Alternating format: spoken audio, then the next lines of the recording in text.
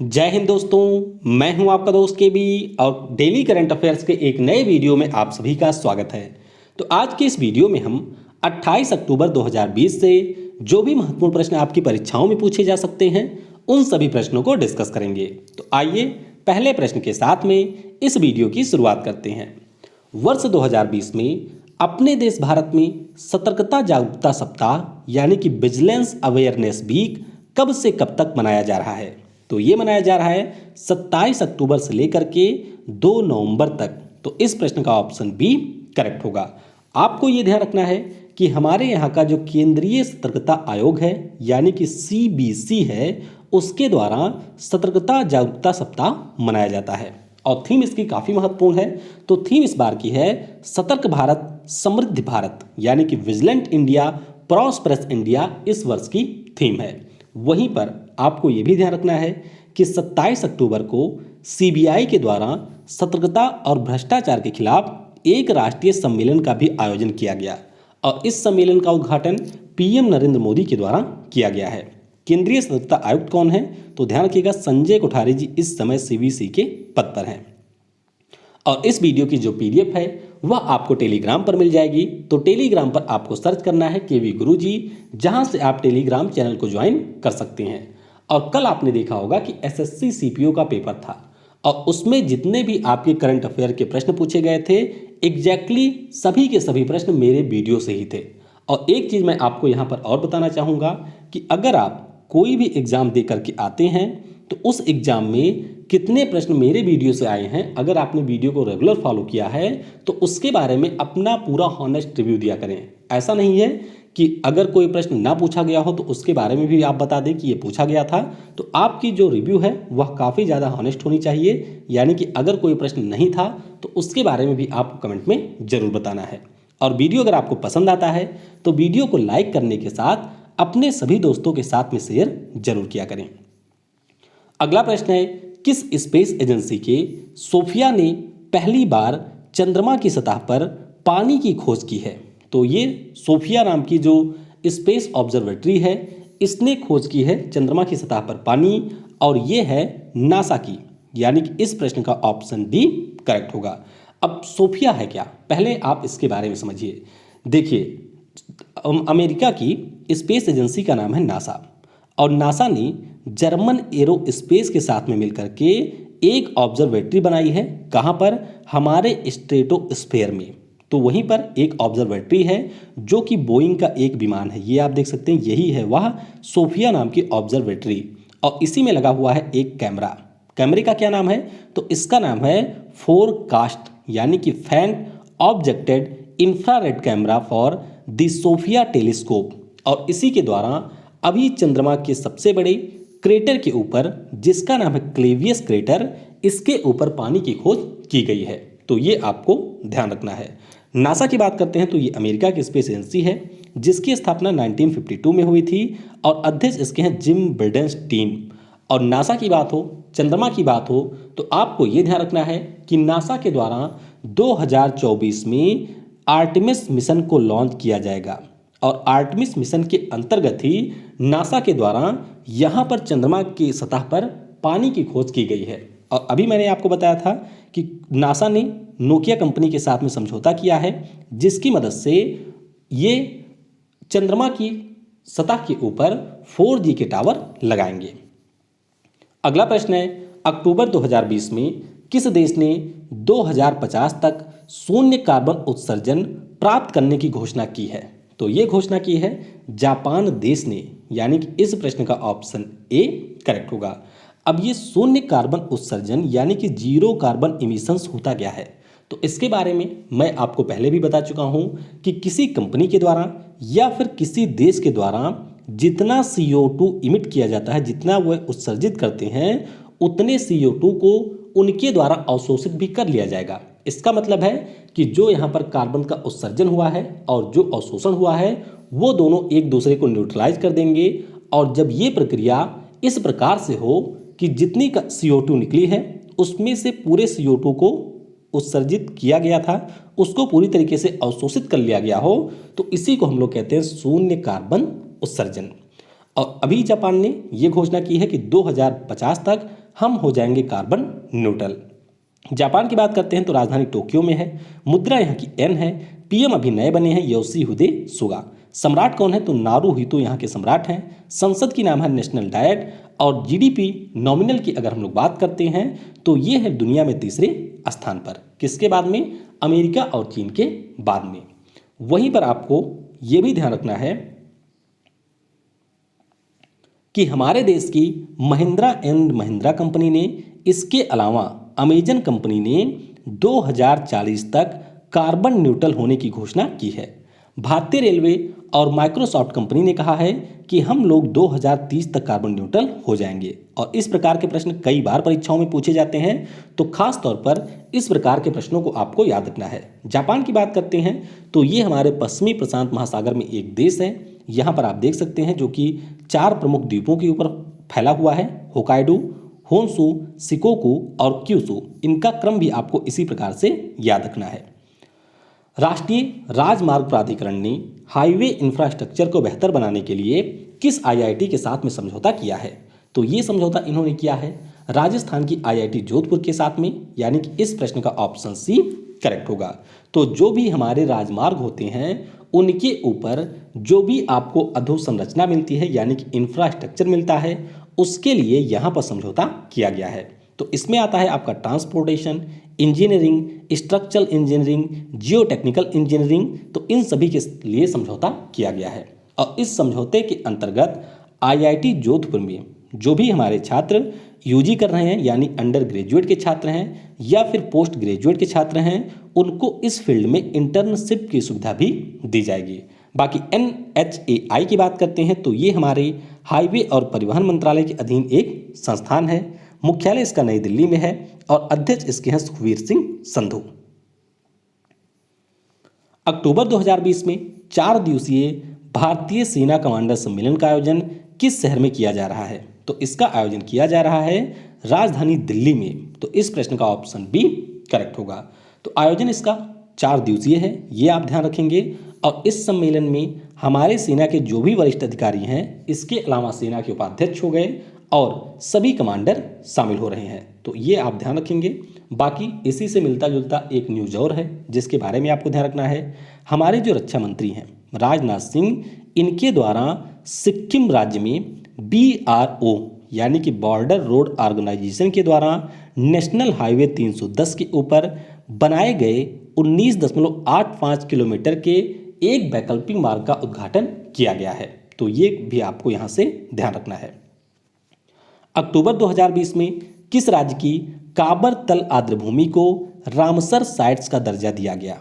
तो ये पहली आर्द्रभूमि बन गई है बिहार राज्य की, यानी कि इस प्रश्न का ऑप्शन डी करेक्ट होगा। तो काबर तल आर्द्रभूमि की अगर हम लोग बात करते हैं तो बिहार राज्य के बीचों बीच से होकर के गुजरती है गंगा नदी। और गंगा नदी का जो मैदानी भाग है उसी में आपको मिलेगा बेगूसराय जिला, और इसी बेगूसराय जिले में आपको मिलेगी काबर तल आर्द्रभूमि, जिसको अभी भारत के 39वें रामसर साइट्स के रूप में घोषित किया गया है। तो इस प्रकार से हमारे देश में कुल रामसर स्थलों की संख्या कितनी हो गई है? तो ये हो गई है 39। और रामसर समझौता क्या है? तो ये मैं आपको बता चुका हूँ कि ईरान में एक शहर है रामसर, जहाँ पर यूनेस्को के द्वारा दुनिया भर के जो आर्द्रभूमियाँ हैं उनके संरक्षण के लिए रामसर समझौते की घोषणा की गई थी। 1975 से ये लागू किया गया था और इसका मुख्य रूप से उद्देश्य है कि जो भी दुनिया भर के इम्पॉर्टेंट वेटलैंड है उनको कंजर्व किया जाए। इससे पहले आपको याद होगा मैंने बताया था आसन संरक्षण रिजर्व के बारे में, जो कि उत्तराखंड के देहरादून में है। यह हमारे भारत का 38वें नंबर का रामसर स्थल बना है। तो इसके बारे में भी आपको ध्यान रखना है। अगला प्रश्न है, किस राज्य की सरकार ने जोगिंदर सिंह वार मेमोरियल बनाने की घोषणा की? तो ये घोषणा की है यहाँ पर अरुणाचल प्रदेश की सरकार ने। तो इस प्रश्न का ऑप्शन ए करेक्ट होगा। दरअसल आपको याद होगा 1962 के वार के बारे में, जो कि भारत और चीन के बीच में हुआ था। हालांकि भारत को इसमें हार मिली थी, लेकिन उसी दौरान एक युद्ध हुआ था अरुणाचल प्रदेश में, जिसे हम लोग वार ऑफ बमला के नाम से भी जानते हैं। तो इस वार में भारत का प्रतिनिधित्व किया था जोगिंदर सिंह जी ने। किसने? सूबेदार जोगिंदर सिंह जी के द्वारा प्रतिनिधित्व किया गया था। और उसी के कारण इनको भारत सरकार के द्वारा परमवीर चक्र से भी सम्मानित किया गया था। तो इन्हीं की स्मृति में अरुणाचल प्रदेश की सरकार के द्वारा बमला में एक वार मेमोरियल के निर्माण की घोषणा की गई है और इसका उद्घाटन भी किया गया है। तो आपको इनके बारे में ध्यान रखना है। नाम है जोगिंदर सिंह जी और ये भारत चीन के 1962 के वार से संबंधित है। अगला प्रश्न है, भारतीय पुरातत्व सर्वेक्षण ने किस आईआईटी संस्थान के साथ ऐतिहासिक स्मारकों के संरक्षण के लिए समझौता ज्ञापन पर हस्ताक्षर किया? तो ये समझौता इन्होंने किया है आईआईटी कानपुर के साथ में, जो कि आपको मिलेगा उत्तर प्रदेश में। तो इस प्रश्न का ऑप्शन बी करेक्ट होगा। अब यहाँ पर हमारे यहाँ का जो आर्कियोलॉजिकल सर्वे ऑफ इंडिया है उसने आईआईटी कानपुर के साथ में इटली के 2 संस्थान, जिनमें से एक का नाम है सीए फोस्करी यूनिवर्सिटी ऑफ वेनिस और दूसरे का नाम है सोप्रेंटेंजा आर्कियोलॉजिया वेनिस, तो इन दोनों संस्थानों के साथ में समझौता किया है। अब आपको संस्थानों के नाम आप ध्यान नहीं रखने हैं, फिलहाल ये ध्यान रखिएगा कि ये दोनों संस्थान हैं कहाँ के? इटली के। तो इन तीनों के साथ में हमारे आर्कियोलॉजिकल सर्वे ऑफ इंडिया ने समझौता किया है, जिसके अंतर्गत जो भी हमारे देश के ऐतिहासिक स्मारक हैं उनके संरक्षण का प्रयास किया जाएगा। बाकी भारतीय पुरातत्व सर्वेक्षण की बात करते हैं तो स्थापना 1861 को हुई थी, मुख्यालय है नई दिल्ली में और इसके महानिदेशक हैं बी विद्यावती। अगला प्रश्न है, अक्टूबर 2020 में किस देश ने अपने एक चौराहे का नाम भारत के प्रसिद्ध कवि हरिवंश राय बच्चन जी के नाम पर रखा है? तो ये काम किया है पोलैंड देश ने, यानी कि इस प्रश्न का ऑप्शन सी करेक्ट होगा। तो पोलैंड में आपको मिलेगा ओरोक्ला चौराहा। क्या नाम है? ओरोक्ला चौराहा, और इसी का नाम बदल करके हरिवंश राय बच्चन जी के नाम पर रखा गया है। बाकी पोलैंड की बात करते हैं तो इसकी राजधानी आपको वार्सा में मिलेगी। मुद्रा यहाँ की है पोलिस जुलोटी और राष्ट्रपति यहाँ के हैं एंड्रेज ड्यूडा। तो ये आप ध्यान रखेंगे। इससे पहले इजराइल की जो सरकार है उनके द्वारा इजराइल देश में एक स्ट्रीट का नाम रखा गया था टैगोर जी के नाम पर। तो टैगोर स्ट्रीट इसका नाम इन्होंने रखा था और इस वर्ष रविन्द्रनाथ टैगोर जी की 159वीं जन्म की वर्षगांठ थी। तो ये भी आप यहाँ पर ध्यान रखेंगे। बाकी पोलैंड देश की बात करते हैं तो ये यूरोप महाद्वीप का एक देश है। ये आप देख सकते हैं यहाँ पर है पोलैंड, जो कि जर्मनी, चेक रिपब्लिक, स्लोवाकिया, इसके अलावा यूक्रेन, बेलारूस और लिथुआनिया के साथ में अपनी सीमा साझा करता है। तन्मय श्रीवास्तव जिन्होंने हाल ही में संन्यास लिया किस खेल से संबंधित हैं? तो तन्मय श्रीवास्तव की बात करते हैं तो ये क्रिकेट के एक खिलाड़ी थे। तो इस प्रश्न का ऑप्शन बी करेक्ट होगा।